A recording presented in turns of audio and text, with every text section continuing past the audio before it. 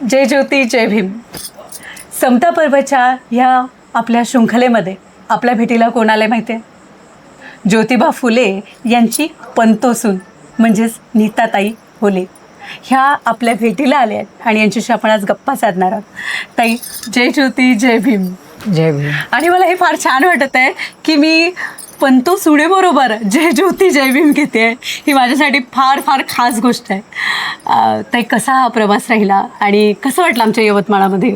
तुमच्या यवतमाळला येऊन खूप छान वाटलं आणि पूर्ण भारतामध्ये मी कुठेच नाही पाहिलं असा कार्यक्रम इथे होतो. कारण समता पर्व हे समता पर्व कसं साजरं होतं ते इथून शिकावं. कारण बाकीच्या ठिकाणी फक्त जयंती साजरी होते महात्मा फुल्यांची आणि बाबासाहेबांची, ते तेवढा आठवडा साजरा करतात. पण इथं जे समता पर्व त्याला नाव दिलं जयंतीला, आणि तो जो एकत्रित कार्यक्रम घेतो तो खूप सुंदर आहे, अविस्मरणीय, ऐतिहासिक आहे आणि पूर्ण भारतभर फिरते मी. त्याच्यामध्ये हा कार्यक्रम कुठेही पाहिला नव्हता असा कार्यक्रम होतो. म्हणजे भारतभर फिरते म्हणजे नेमकी कशी असते ही भटकंती आणि कशा करण्यासाठी असते? आता इथे असं असतं की भारतभर फिरते म्हणजे निजामाबाद, हैदराबाद, आंध्र प्रदेश, विजयवाडा, जिथे जिथे मला बोलवतात माझा समाज म्हणजे माझा बहुजन नाही, सगळ्याच समाजाचे लोक जिथे कुठे महात्मा फुल्यांची वंशज याच्यासाठी मला बोलवतात तिथे तिथे मी जाते. इवन मी चेन्नईला गेले, तिथे पेरियार स्वामींचे जे आहेत पेरियार युनिव्हर्सिटी, त्या युनिव्हर्सिटीला पण मी भेट दिली. तिथे पेरियार युनिव्हर्सिटीमध्ये जवळजवळ कारण त्यांचे तरी 4,000 का 8,000 बुक्स आहेत. त्यांची युनिव्हर्सिटी 400, 200, 250 एकरमध्ये आहे. आपली युनिव्हर्सिटीच्या पेक्षा ती 10 पट चांगली युनिव्हर्सिटी आहे. आणि एक बघण्याचा दृष्टिकोन कधी असं असतं म्हणजे जसं एखाद्याच्या मुलं जे असतात थोडीशी जर एक वारशाने जगतात तर एक तोरा असतो, एक स्वाभिमान असतो जगण्याचा. तर एक फुलेंचं तुम्ही दाम्पत्य, फुलेंचं एक प्रवास, एक फुलेंची काय म्हणते वंशवळ चालवणाऱ्या, तर काय वाटतं तुम्हाला नेमकं ह्या प्रवासामध्ये? ह्या प्रवासामध्ये मला खूप म्हणजे स्वतःला खूप मी असं अभिमानी, स्वतःवर खूप असं प्राऊड फील करते. कारण मी त्यांच्या घरात लग्न करून आलेली आहे. असं वाटतं की मी जगातली महात्मा फुले नाही, सावित्रीबाईंमुळे मला जग फिरायला मिळत आहे. जग तर नाही, अजून भारतच फिरते पण जगही फिरायला मिळेल त्यांच्यामुळे मिळतंय.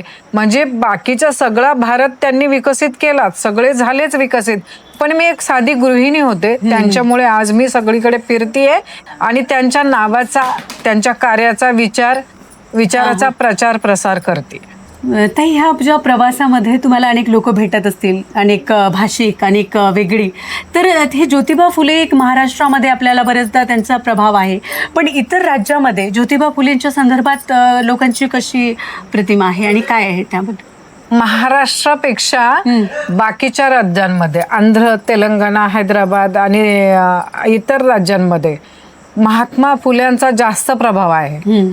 बाबासाहेबांचा तेवढाच महात्मा फुल्यांचा प्रभाव आहे. फक्त महाराष्ट्रामध्ये म्हणतात ना, जिथे पिकतं तिथं विकत नाही, ते इथे नाहीये. बाकीच्या राज्यांमध्ये खूप सारं आहे की ती लोक मला फक्त डोक्यावर घेऊन नाचायचेच बाकी राहतात. एवढा तिथे आदरातिथ्य होतं की महात्मा फुल्यांची ही पंतुसून येते ह्या याच्याने ते लोक इतके उल्लसित होतात.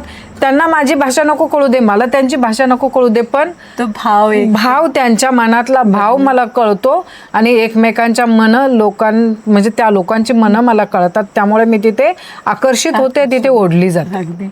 मी बुवा बाबांच्या नादाला नाही लागत, मी माझी माणसं जिथे जिथे आहेत ना त्या माणसांच्या मनातलं ओळखून तिथे जाते. बरं.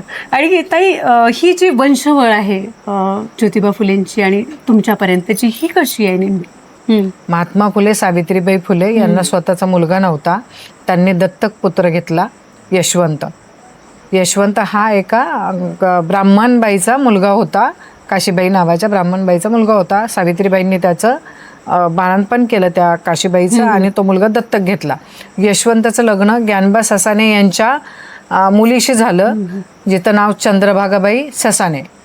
आणि ह्या दोघांना, यशवंत आणि चंद्रभागाबाई यांना एक मुलगी झाली, ती म्हणजे लक्ष्मीबाई यशवंत फुले.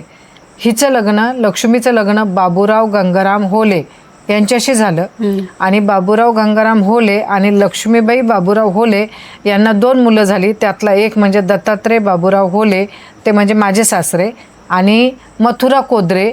मथुरा होले ही कोदऱ्यांच्या घरात दिली, ती मथुरा कोदरे झाली. पण माझं लग्नाला 42 वर्ष झाले तेव्हापासून ह्या कोदरेबाई मी कधी बघितल्या नाही, त्यामुळे मला त्यांचं काहीच हिस्ट्री माहिती नाही. मला फक्त माझ्या सासऱ्यांची हिस्ट्री माहिती आहे. आणि माझ्या सासऱ्यांना म्हणजे आम्ही 3 दीर आणि 2 नंदा. आता माझे मिस्टर धरून 3ही भाऊ नाही आहेत आणि माझ्या 2 नंदा आहेत. त्या आता वयस्कर झालेल्या असल्यामुळे त्या त्यांच्या जागेवर म्हणजे बेडवर असतात. आणि मला 3 मुली आहेत, उच्च शिक्षित आहेत आणि स्वतःच्या पायावर उभ्या आहेत. क्या बात आहे. ताई, जो आपण आता बघतोय फुलेंची जयंती आज प्रत्येकांना कळत आहे.